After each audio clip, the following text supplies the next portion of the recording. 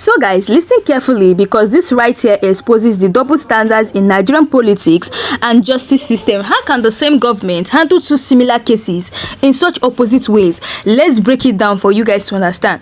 Now, the extradition, this is extradition versus adoption. When Sunday Igboha was arrested in Benin Republic, what did Nigerians do? They applied for extradition, followed international law and waited for a court ruling. But in Nnamdi Kanu's case, they bypassed every law, allegedly invaded Kenya and carried out what experts call an extraordinary war rendition.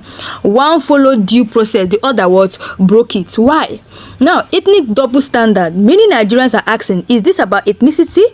Igboha is Yoruba, Kanu is Igbo. Why does it look like every time an Igbo agitator rises, the government goes for the most brutal, extra word legal option? Is this justice or ethnic politics at play?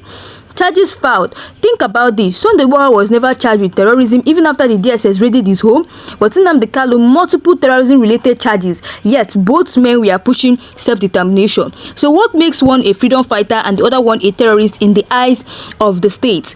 Now, Kanu's movement is older, larger and more organized, and maybe that's why the government saw him as a bigger threat.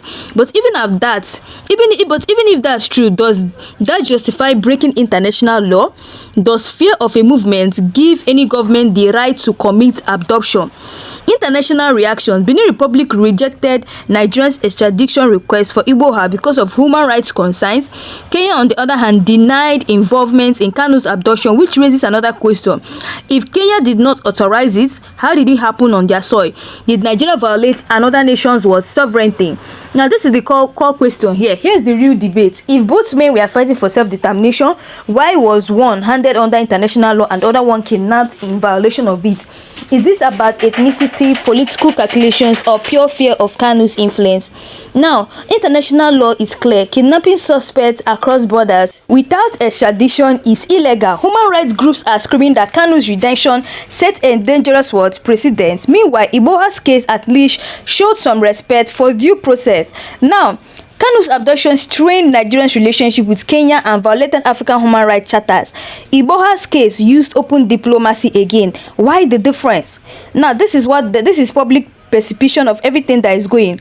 Nigerians are divided, but one thing is clear: the contrast deepened ethnic distrust. Some Yoruba believe their leaders protected Igboha through legal pressure. Many Igbo see Kanu's abduction as yet another chapter in decades of marginalization. Now, the legal consequences. Igboha's lawyer challenged his detention because there was a legal process.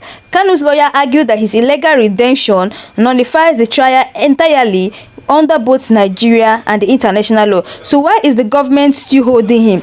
These are the political implications. This isn't just about Kanu or Igboha, it's about the message. If the government can adopt one man today, who's safe tomorrow? Political opponents, activists, anyone that speaks out, nobody is safe tomorrow.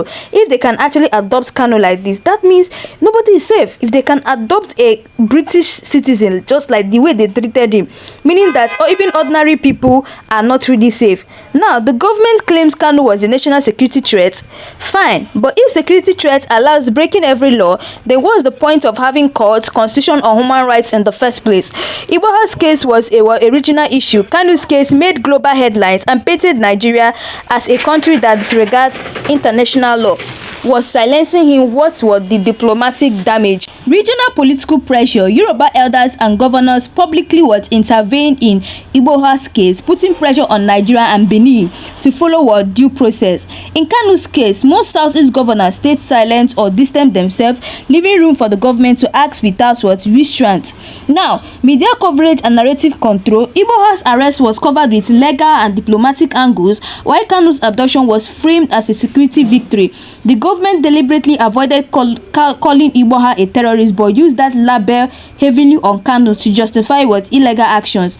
Now, constitutional contradiction. Section 35 and 36 of Nigeria's constitution guarantee fair hearing and arrest procedures.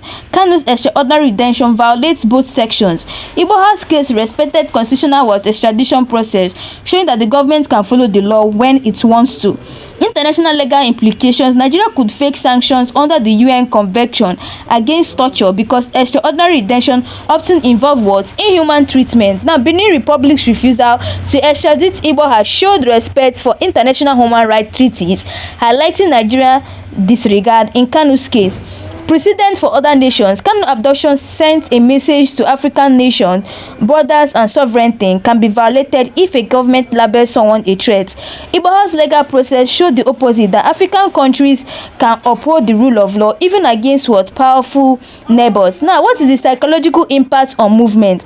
The abduction created fear among IPOB supporters and activists in the southeast.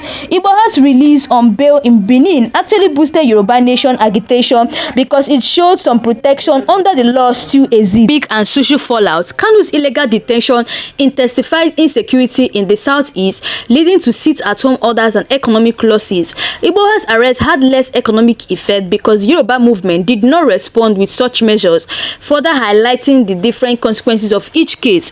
Now, public trust in judiciary. Iboha's case went through courts, which built some trust in the legal system. Kanu's case bypassed courts at the start, undermining public confidence in Nigeria's judiciary entirely. Selective use of international law. Nigeria signed and ratified extradition treaties and human rights conventions by following the law in Igboho's case, but breaking it in Kanu.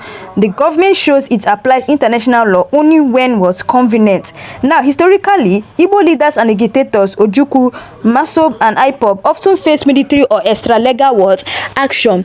Yoruba agitators like the Ogboha usually face negotiation and legal processes. This raises questions about ethnic bias in state response. Now, Kenya's silence. Kenya denying involvement creates a black hole around Kanu's abduction.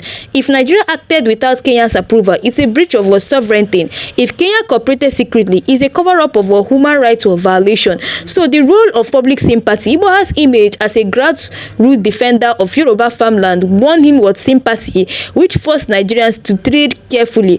Kanu's strong rhetorical and push for Biafra independence made it easier for the government to demonize him and justify illegal action.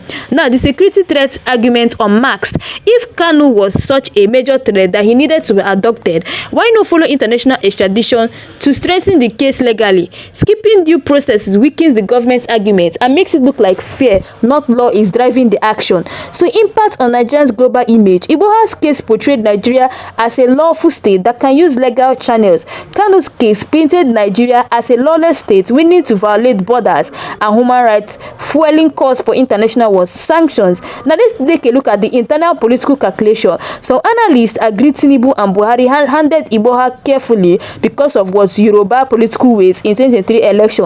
Kanu's southeast base had less bargaining power politically, making him an easier target for extra-legal action. Now, what are the future precedents of all this? If Kanu's retention is normalized, what stops the future government from adopting anyone abroad, including opposition leaders?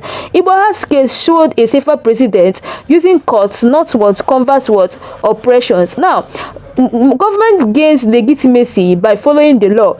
If Kanu's case, Nigeria used power over law, in Igboha, they use law over power. Which one builds a stronger state? Now, guys, I want you guys to actually do this important thing because that is what we know this channel for. We normally do this. This is like a part of a ritual whereby we always say in the comment section, release Nnamdi Kanu, and also justice delayed is not justice denied, because we're actually using this platform to agitate for the release of Nnamdi Kanu. So, guys, please type in the comment section, free Nnamdi Kanu, justice delayed is not justice denied. And also, please, if you know you're new to this channel, please don't forget to subscribe and also share this video so that people will be aware that Nnamdi Kanu is an innocent man. So, guys, let us continue. Let's keep this going. Now, let's talk about the influence of international allies. Some reports suggest Western allies pressured Nigeria to handle Igboha's case legally because Benin Republic is closely linked to France and the EU. Kanu's case happened in East Africa, where Nigeria could act more secretly without Western oversight, raising questions about foreign influence in both cases. Now, use of media propaganda. Igboha's case was covered with legal themes like extradition and hearing, projecting a lawful image. Kanu's case was covered with terms like capture, terrorist, and security oppression.